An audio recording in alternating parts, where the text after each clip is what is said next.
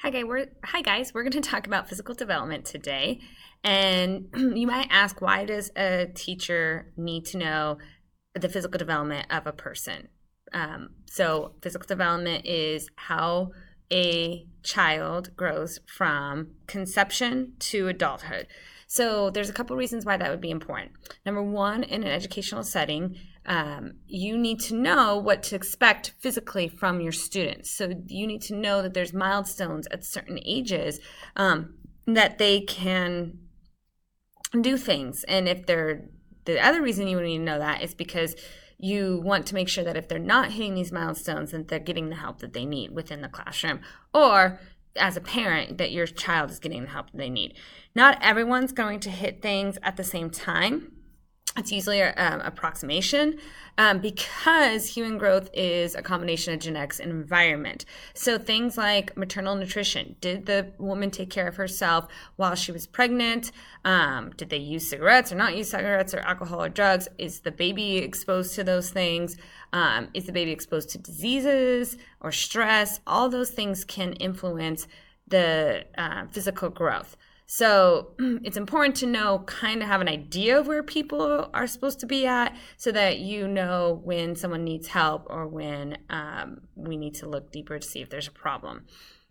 So as we do this, we're going to take notes in the Cornell Notes format. So in your notebooks, you are going to make a T-chart like that's shown here. And on one side, you're going to have the developmental stage.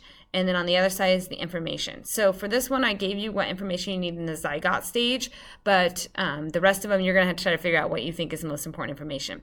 As I'm going through this on the video, I'm going to talk pretty fast, but the beauty of the video is that you can pause it, rewind, take the notes as you need, and go back for information if you miss the notes. Okay, so the developmental stage is the first stage of pregnancy, and this is from conception to 2 weeks. So it's our very first stage of human development. In this stage, there are 46 chromosomes. There's 23 from each parent.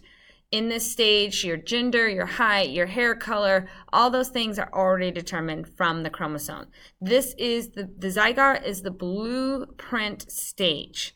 So it's for everything that will exist in your body, your skin tone, your height, that is all determined in this zygote stage. And you can see down at the picture here, it's just that little, things coming together there, and it's from conception to 2 weeks. So again, zygote stage, this is where your blueprint for your life of what you are physically is going to be determined from your chromosomes.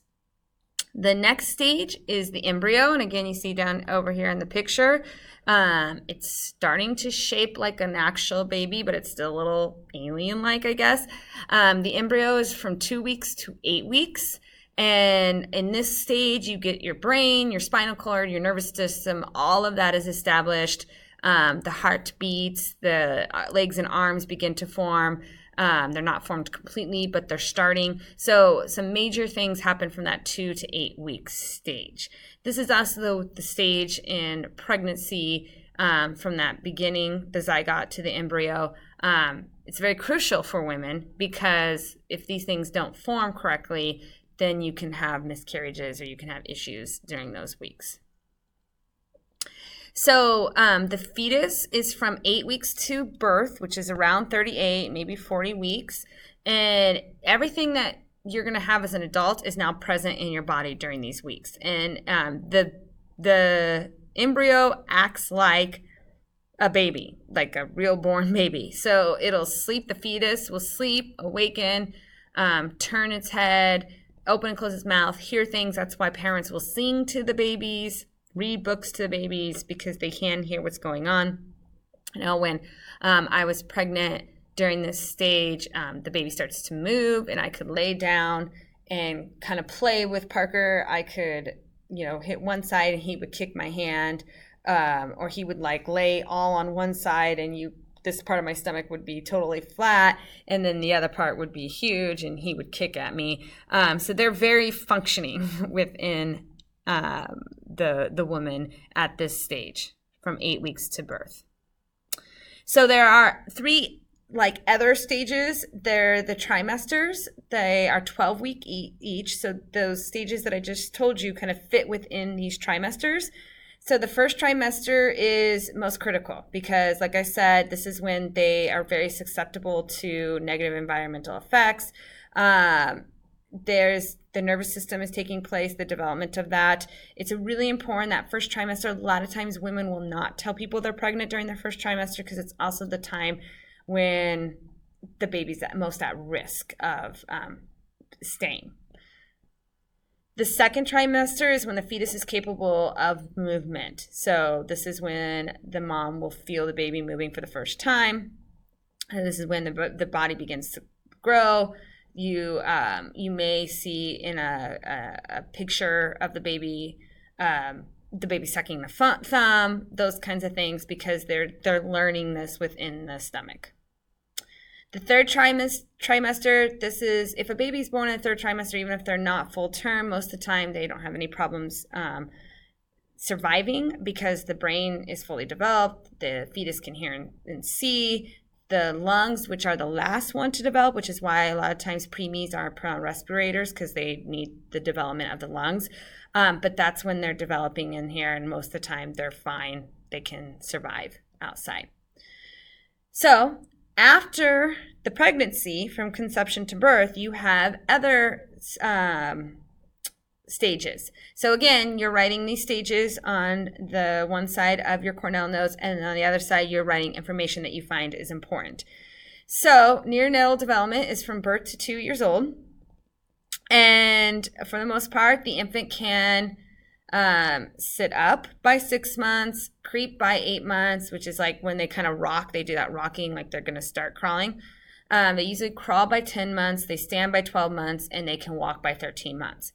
Now, some people walk later, some people walk earlier. It just depends. This becomes a problem because sometimes parents get competitive and they want their child to be the best at everything.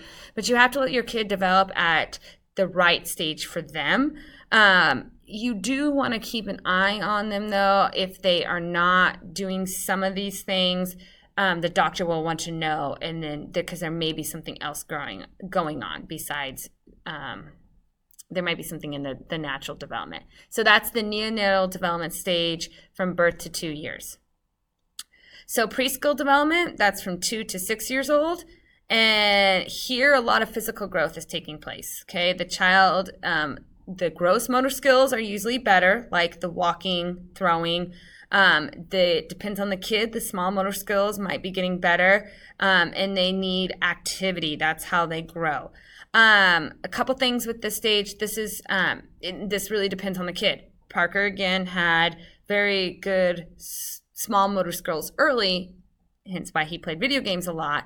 But some children, like my nephew, could kick a soccer ball by the time he was 2 and be really well at it. And that was your bigger gross motor skills.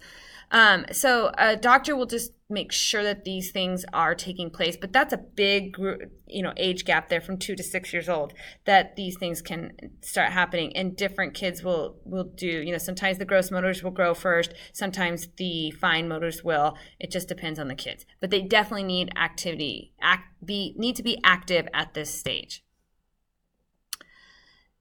Middle childhood is from 7 to 12 years old.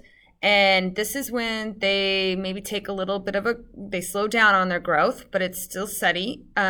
Girls at this time tend to grow more than boys. Boys don't hit their growth spurts till a little bit later. During this period, you have their small motor skills are more refined, so they freshened up on them. And they have a lot of mental development that is taking place. So they learn a lot from 7 to 12 years old. So this is your middle school years, about first, second grade to 6th grade. And that's why you often see in, 6th grade pictures where the girls are giants and the boys are these little shrimps, because that's just what girls do. They tend to grow more during that time than boys do. Okay, during adolescent development, this is your hormones. Yay! So you guys are in your 12 to 18, your adolescent development stage. This is when boys get their growth spurt. A lot of times that has to do with their hormones. The extremities grow before the main body parts, which you will see people be clumsy. This is also my son, who has these long limbs and hardly any torso. The biggest changes are the sexual changes, puberty, menstruating for women, and the voice change for men or boys. And you'll see that during this time period. All right, so those are our notes again. So you have your, after you're born, you have neonatal development, you have preschool development, you have middle childhood development, and then you have your adolescent development. And then you have those 3 trimesters beforehand. Make sure you have notes on all those, and then you have a small worksheet to fill out that you may need your parents' help with later on tonight. Try to fill out what you can. It's on Classroom, so go ahead and open that on Classroom after you have all the notes taken for this, and you can fill out that form, ask your parents, because it asks about your development, okay? Thanks, guys.